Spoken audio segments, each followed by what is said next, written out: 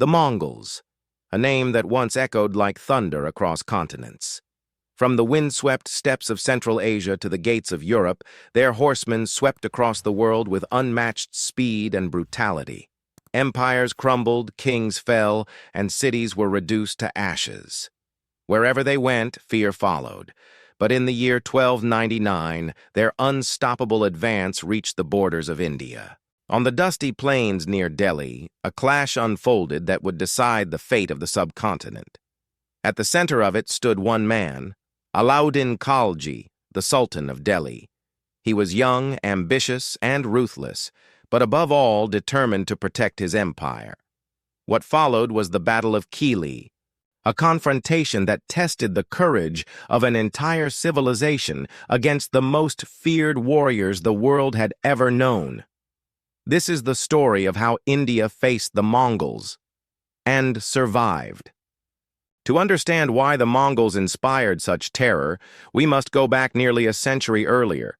In the early 1200s, a tribal leader named Temujin united the warring clans of the Mongolian steppes.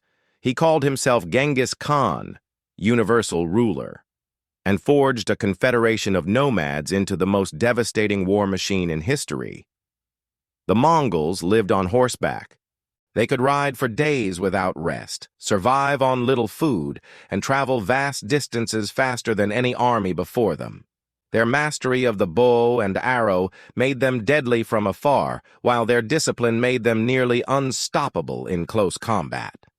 Under Genghis Khan, they swept through Asia with shocking speed. The Khwarezmian Empire, once powerful in Central Asia, was obliterated. Cities like Samarkand and Bukhara were reduced to ruins. Baghdad, the jewel of the Islamic world, was captured and destroyed in 1258. Across Eastern Europe, entire kingdoms trembled as Mongol riders burned towns and massacred populations. By the mid-13th century, the Mongol Empire was the largest land empire the world had ever seen, stretching from the Pacific Ocean to the heart of Europe. But after Genghis Khan's death, the empire fractured into several powerful khanates. One of these, the Chagatai Khanate, controlled Central Asia. And from its strongholds in modern-day Kazakhstan and Uzbekistan, its rulers began to eye the rich lands to the south, the Indian subcontinent. In India, power had recently shifted. The Delhi Sultanate, established earlier in the century, had entered a new phase under the Khalji dynasty. Alauddin Khalji seized the throne in 1296 after a bloody coup in which he assassinated his own uncle. Alauddin was not a man to be underestimated. He reformed the army, expanded his territories, and introduced strict economic controls to strengthen his rule. He was ambitious, ruthless, and determined to make Delhi the strongest power in the region. But even as he consolidated power, one threat remained ever present: the Mongols. For decades, the Mongols had probed India's defenses. They raided Punjab, sacked Lahore, and threatened Multan. Each time, they withdrew with plunder, leaving behind devastation. No sultan could ignore them, for their return was always certain. And if the Mongols ever reached Delhi, the capital itself could fall. Alauddin knew that sooner or later he would have to face them in battle. By the late 13th century, the Mongols had invaded India multiple times.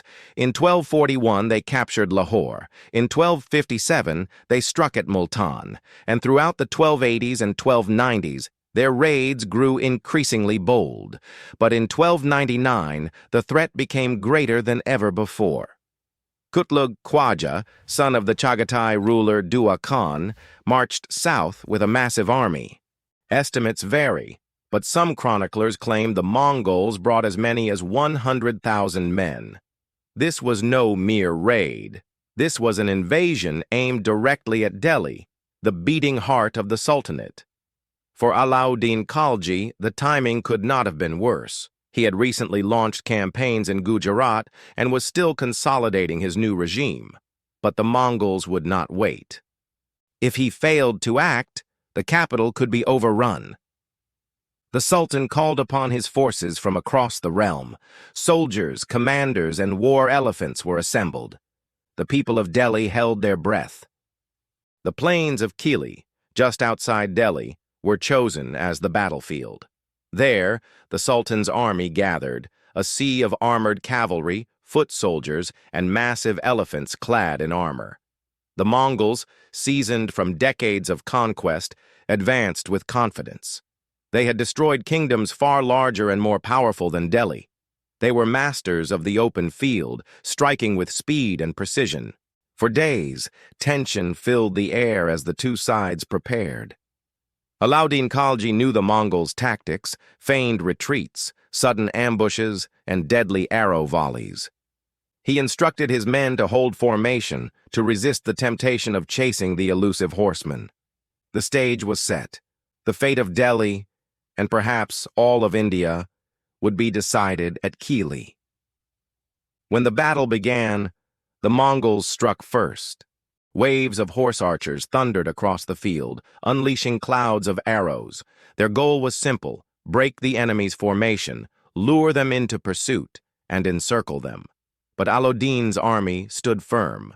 Shields locked together, elephants positioned at the front, they absorbed the storm. Then, with a command, the Sultan unleashed his war elephants. Massive armored beasts charged forward, trumpeting as they trampled everything in their path. The Mongol horses panicked at the sight and smell of the elephants, scattering in disarray. Behind them, the Sultan's cavalry surged forward, pressing the attack.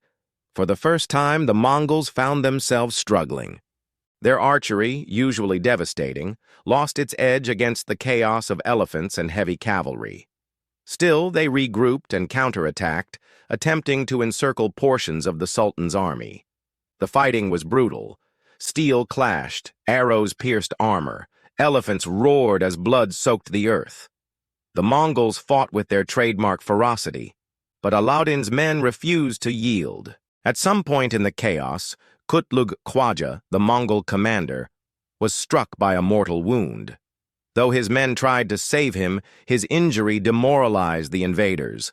Slowly but surely, the tide turned. The Mongols began to withdraw, retreating northward with their leader gravely wounded. The Battle of Kili was over. Delhi had survived. Though not a total annihilation, the battle was a decisive victory for Alauddin Khalji. He had faced the greatest military power of the age and stood firm. His reputation soared, and the people of Delhi hailed him as their protector. For the Mongols, the defeat was significant. They had expected another easy conquest, but instead found resistance they could not break. Though they would return in later years, their aura of invincibility was shattered in India. The Sultanate, meanwhile, emerged stronger. Alauddin used the victory to tighten his grip on power, expanding his empire further in the years to come. The Battle of Kili was more than a clash of armies. It was a turning point in history. It proved that the Mongols, though feared across continents, could be stopped. Had Delhi fallen, the history of India might have been drastically different. The Mongols might have carved out another Khanate, altering the cultural and political fabric of the subcontinent. But Alauddin's determination ensured that did not happen. The legacy of the battle echoed for generations. It was remembered as the moment when India stood its ground against the fiercest conquerors the world had ever seen. The Mongols are remembered today as empire builders, conquerors whose shadow stretched from the Pacific to Europe. But in the plains outside Delhi, their advance met resistance. Alauddin Khalji, often remembered for his ambition and ruthlessness, secured his place in history as the man who defended India from the Mongol tide. The Battle of Kili remains a testament to resilience, strategy, and the unyielding will of a people to survive against impossible odds. This was the story of the Mongol invasion of India and the Battle of Kili. You've been listening to History Vault. Until next time, remember, history is not just about kings and battles, it is about the moments when entire civilizations stood their ground.